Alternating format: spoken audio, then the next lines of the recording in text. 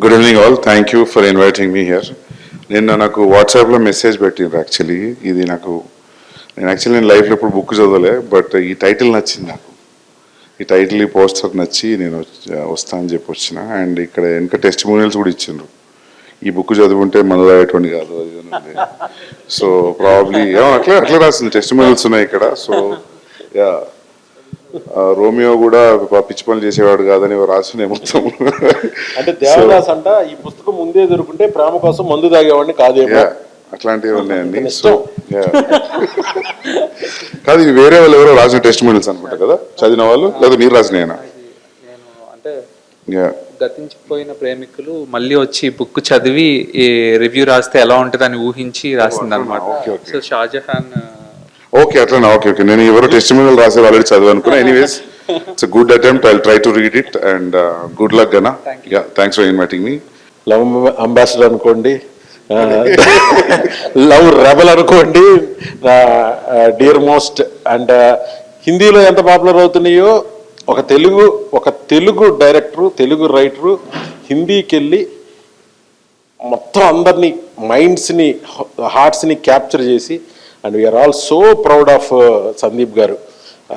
And ఒక అర్జున్ రెడ్డిని అంత తక్కువ బడ్జెట్లో వాళ్ళే చేసి దాన్ని కబీర్ సింగ్ అని చేసి, అండ్ ఈ జర్నీ ఎవరికీ లేదు, ఈ జర్నీ మాత్రం ఎవరికీ లేదు. Next I wish him all the best for darling, మా బిల్లా ప్రభాస్తో స్పిరిట్.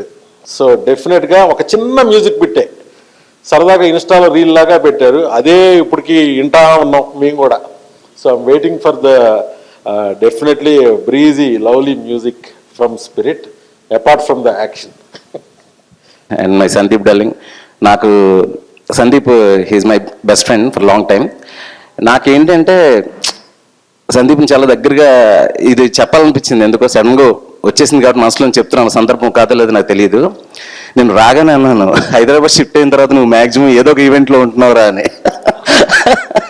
ముంబైలో పీస్ లేదని చెప్పేసి ఇక్కడికి వచ్చారు అంటే తను ఎంత గ్రేట్ అంటే, తన ఇమేజ్, 2 ఇమేజ్లు నాకు తెలుసు. ఒక ఫ్రెండ్గా తను ఎంత సింపుల్గా ఉంటాడు ఫ్యామిలీతో, అది నాకు తెలుసు.